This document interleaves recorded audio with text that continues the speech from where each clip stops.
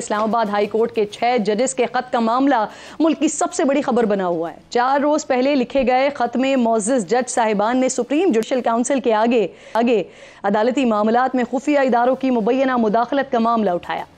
خط کے منظر عام پر آنے کے بعد چیف جسٹس قاضی فائز عیسیٰ کی سربراہی میں سپریم کورٹ کا فل کورٹ اجلاس ہوا۔ اس اہم ترین معاملے پر وزیر اعظم شہباز شریف اور چیف جسٹس قاضی فائز عیسیٰ کی اہم ترین ملاقات بھی ہوئی، جس کے بعد حکومت نے معاملے کی تحقیقات کے لیے ریٹائرڈ جج کی سربراہی میں کمیشن بنانے کا اعلان کیا۔ تحریک انصاف نے انکوائری کمیشن ریٹائرڈ جج کی سربراہی میں بنانے کے اعلان کو مسترد کرتے ہوئے چیف جسٹس قاضی فائز عیسیٰ اور چیف جسٹس اسلام آباد ہائی کورٹ سے مستعفی ہونے کا مطالبہ کر دیا ہے۔ ساتھ ہی پاکستان تحریک انصاف نے قومی اسمبلی میں ججز کے خط پر بحث کے لیے تحریک التوا بھی جمع کروا دی ہے، جس میں مطالبہ یہ کیا گیا ہے کہ پارلیمانی کمیشن بنایا جائے۔ دوسری طرف حکومتی معاملات بھی ناظرین مسائل کا شکار نظر آ رہے ہیں، جہاں وزیر اعظم شہباز شریف کے کچھ اقدامات سے ایسا تاثر ابھر رہا ہے کہ کیبنٹ میں شامل چند لوگوں کی شمولیت سے شاید وہ ناخوش ہیں۔ اس میں ایک نام وزیر خزانہ محمد اورنگزیب صاحب کا ہے، جنہیں پہلے اقتصادی رابطہ کمیٹی کی سربراہی سے محروم کر کے وزیر اعظم نے یہ عہدہ اپنے پاس رکھا، لیکن یہ فیصلہ زیادہ دیر برقرار نہیں رہ سکا اور دوسرے ہی روز ای سی سی کی تشکیل نو کرتے ہوئے وزیر خزانہ محمد اورنگزیب کو کمیٹی کا چیئرمین مقرر کرنا پڑا۔ ابھی اس معاملے کی گرد بیٹھی بھی نہیں تھی کہ آج مشترکہ مفادات کونسل میں وزیر خزانہ کو شامل نہ کرنے کی دلچسپ خبر سامنے آ گئی۔ اب یہاں پر دلچسپ بات یہ ہے کہ مشترکہ مفادات کونسل کی تاریخ میں پہلی بار وزیر خارجہ کو شامل کیا گیا ہے۔ دوسری طرف ناظرین ایک اور اہم پیش رفت بھی سامنے آئی ہے، جہاں وزیر اعظم نے ایگزٹ کنٹرول لسٹ کمیٹی کی تشکیل نو کرتے ہوئے خود اس کی سربراہی سنبھال لی ہے، جبکہ وزیر داخلہ محسن نقوی کو کیبنٹ کی ای سی ایل کمیٹی میں شامل ہی نہیں کیا گیا۔ وزارت داخلہ کمیٹی کے لیے سپورٹ تو فراہم کرے گی، لیکن وزیر داخلہ کمیٹی کے رکن نہیں ہوں گے۔ کچھ مہینے پہلے تک نگراں حکومت میں وزیر داخلہ اس کمیٹی کی سربراہی کر رہے تھے۔ اہم ترین معاملات ہیں، اہم ترین ایشوز ہیں، اس پر بات کرنے کے لیے پروگرام میں آج میرے انتہائی موضوع میں بلال کیانی صاحب پاکستان مسلم لیگ نون کی نمائندگی کرتے ہوئے یہاں پر میرے ساتھ موجود ہیں۔ فیصل کریم کنڈی صاحب بھی جوائن کریں گے۔ سینیٹر ولید اقبال صاحب پاکستان تحریک انصاف کے رہنما ہیں، میرے ساتھ موجود ہوں گے، اور اس کے ساتھ ساتھ لیاقت بلوچ صاحب جو کہ جماعت اسلامی کے رہنما ہیں، وہ بھی پروگرام میں میرے ساتھ موجود ہیں، قائم مقام امیر بھی ہیں۔ آپ دونوں مہمانوں کی معزز مہمانوں کی اجازت سے میں ذرا بات کا آغاز کرنا چاہ رہی ہوں لیاقت بلوچ صاحب سے، کیونکہ آج پاکستان تحریک انصاف کی طرف سے ایک دعویٰ یہ آیا ہے سامنے کہ جماعت اسلامی کے ساتھ جو اتحاد ہو رہا تھا، کچھ اس طرح کی خبریں آ رہی تھیں، کچھ اس طرح کی باتیں ہو رہی تھیں، لیکن وہ اتحاد اس وجہ سے نہیں ہو سکا کیونکہ جماعت اسلامی کے اوپر دباؤ تھا، اور یہ چیئرمین نے پاکستان تحریک انصاف کے چیئرمین بیرسٹر گوہر صاحب نے یہ دعویٰ کیا ہے۔ تو اسی پر بات کرنے کے لیے لیاقت بلوچ صاحب ساتھ موجود ہیں۔ السلام علیکم لیاقت بلوچ صاحب، سر فرمائیے گا ذرا، بیرسٹر گوہر صاحب کہہ رہے ہیں کہ جماعت اسلامی کے ساتھ معاملات فائنلائز آلموسٹ ہو، لیکن اتحاد اس لیے نہیں ہو سکا کیونکہ آپ لوگ جماعت اسلامی اس پریشر کو، دباؤ کو برداشت نہیں کر سکی۔ آپ کے مطابق ایسا کچھ نہیں ہے؟ پھر کیوں بیرسٹر صاحب اتنی بڑی بات کر رہے ہیں؟ کیا وجہ ہو سکتی ہے اس کے پیچھے سر؟ جی بسم اللہ الرحمن الرحیم۔ دیکھیں، بیرسٹر گوہر صاحب پی ٹی آئی کے چیئرمین ہیں، انہوں نے جو بات کہی ہے میں سمجھتا ہوں کہ اس میں کوئی حقیقت نہیں ہے۔ جماعت اسلامی کبھی بھی کسی دباؤ میں نہیں آتی اور نہ ہی کسی دباؤ کی بنیاد پر کوئی فیصلے کرتی ہے۔ جماعت اسلامی کا اپنا ایک مشاورت کا اور فیصلے کرنے کا پورا ایک میکانزم ہے، اور ہم تو یہی چاہتے تھے کہ بھی پی ٹی آئی کے جو ممبران کامیاب ہوئے ہیں ان کے لیے اگر جماعت اسلامی کا پلیٹ فارم سہولت مہیا کر سکتا ہے تو ہم غیر مشروط مدد کے لیے تیار تھے، لیکن خود پی ٹی آئی میں ہی کئی آراء موجود تھیں، تو جماعت اسلامی جیسی تنظیم کے لیے تو یہ ممکن نہیں تھا کہ بھی ایک صوبے میں کوئی اور فیصلہ کیا جائے، دوسرے صوبے میں کوئی اور فیصلہ کیا جائے۔ تو بہرحال پی ٹی آئی نے پھر انڈیپینڈنٹلی اپنا فیصلہ کیا۔ بہرحال پی ٹی آئی کے چیئرمین صاحب کو یہ بات نہیں کہنی چاہیے تھی۔ اب حالات بھی ایسے ہیں کہ آگے چل کے اپوزیشن جماعتوں کو باہم گفتگو کرنی ہوگی، بات چیت کرنی ہوگی۔ تاریخ تو ہماری گواہ ہے کہ فوجی عدالتوں کے لیے P T I, Muslim league اور پیپلز پارٹی سب اکٹھے ہو گئے تھے، ہم نے اختلاف کیا اور اپنے اختلاف پہ قائم رہے۔ اسی طرح سینٹ کے چیئرمین کے مسئلے پر بھی سب کی طرف بڑے دباؤ تھے، باقی دباؤ کے سامنے سب جھک گئے، لیکن جماعت اسلامی نے اپنے فیصلے پر اپنے آپ کو قائم رکھا۔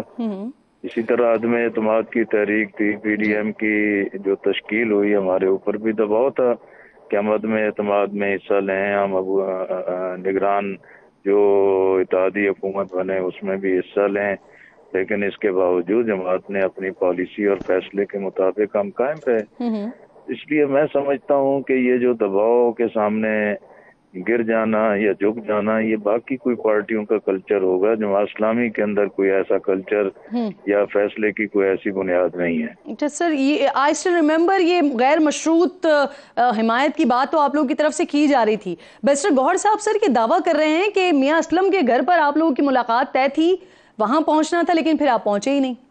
یہ بھی بیرسٹر گوہر صاحب نے کوئی حقیقت نہیں بیان کی، لیکن پہلے دن ہماری میٹنگ طے تھی، میرے ساتھ باقی کمیٹی ممبران بھی اسلام آباد میں موجود تھے، 4 بجے کا وقت طے ہوا، پھر وہ 2-3 مرتبہ وقت آگے بڑھتا گیا، پھر بالآخر رات 9 بجے کے لگ بھگ انہوں نے کہا کہ آج ممکن نہیں ہوگی کہ ہم کل اکٹھے ہوں گے۔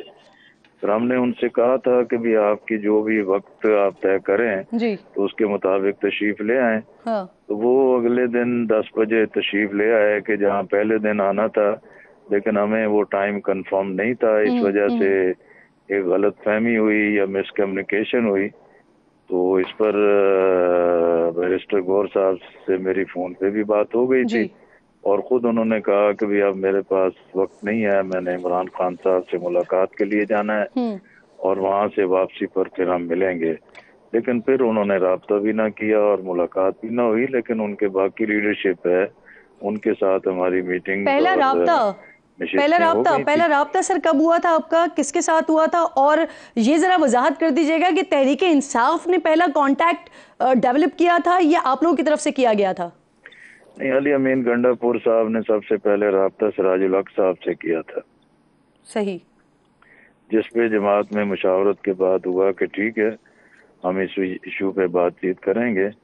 تو اسی کے نتیجے میں علی امین گنڈا پور صاحب بھی، اعظم سواتی صاحب بھی، اور عامر ڈوگر صاحب بھی، لطیف کوسا صاحب بھی، یہ سب رابطے میں رہے۔ لیکن اس پورے معاملے میں بیرسٹر گوہر صاحب کا کوئی ہمارے ساتھ اس طرح کے ایشوز پہ کوئی بات چیت نہیں تھی۔ پھر اسد کیسر صاحب بھی تشریف لائے تھے ایک بڑے وفد کے ساتھ، میرے ساتھ وہاں اسلام آباد میں ملاقات ہوئی تھی، تو وہاں بھی جو ہے کہ بیرسٹر گوہر صاحب تو موجود نہیں تھے، ظاہر ہے وہ پارٹی چیئرمین ہیں، ان کی نمائندگی وہ لوگ کر رہے تھے۔ ملاقاتیں اور رابطے تو ہمارے اس عرصے میں رہے ہیں۔ اسد کیسر صاحب کے ساتھ جو جماعت کی دوبارہ بھی ملاقات اور میٹنگ ہوئی تھی۔ سر وضاحت کر دیجیے گا، تحریک انصاف سے جب اتحاد کی خبریں چلنا شروع ہوئیں تو اس پر کسی بھی قسم کا دباؤ آپ پر نہیں تھا؟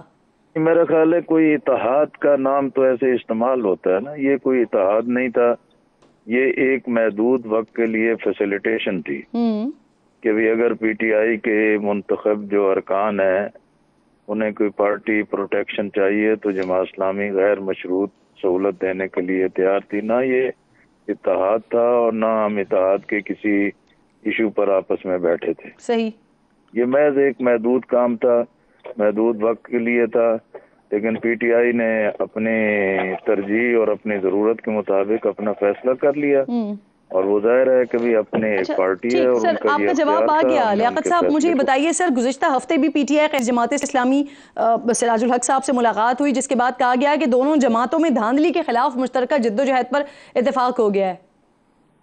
ابھی کو مل بیٹھیں گے، کوئی بات چیت ہوگی، کوئی چیزوں کا جائزہ ہوگا، اس کے بعد ہی کوئی ایک لائن آف ایکشن بنے گا۔ لیکن یہ بات واضح ہے کہ بھی جماعت اسلامی کی پوری جو واضح حکمت عملی ہے کہ ہم اب کسی الائنس کا حصہ نہیں بنے گا، ایک مشترکہ جو موقف اور چیزیں ہیں اس پر ہم اکٹھے بات چیت کر سکتے ہیں۔ سر آخری سوال سر یہ بتا دیں، جماعت اسلامی کا موقف یہ ہے کہ ان کو دھاندلی کے ذریعے ہرایا گیا ہے، خیبر پختونخوا میں جہاں جہاں آپ ہارے ہیں سر، وہاں پاکستان تحریک انصاف نے نشست نکالی ہے، جن 3 نشستوں پر آپ جیتے تھے وہاں بھی جب ری کاؤنٹنگ ہوئی اس کے بعد پی ٹی آئی کی حمایت یافتہ امیدوار قرار پائے، تو سر اس دھاندلی کی بینیفیشری تو پھر پاکستان تحریک انصاف ہوئی آپ کے مطابق؟ گزارش یہ ہے نا جی کہ اس میں جیت یا ہار وہ تو اپنی جگہ اس کا جو ہونا تھا ہو چکا. حکومتیں بن گئیں, پی ٹی آئی نے بھی حکومت بنا لی, مسلم لیگ, پیپلز پارٹی بلوچستان میں بھی بن گئی, وفاق میں بھی ایک مخلوط حکومت بن گئی. مسئلہ یہ نہیں ہے, نتائج جو ہونے تھے وہ ہو چکے. اصل چیز ہے کہ انتخابات تو ہوتا ہے کہ اس سے سیاسی استحکام آئے, معاشی بحران کا خاتمہ ہو.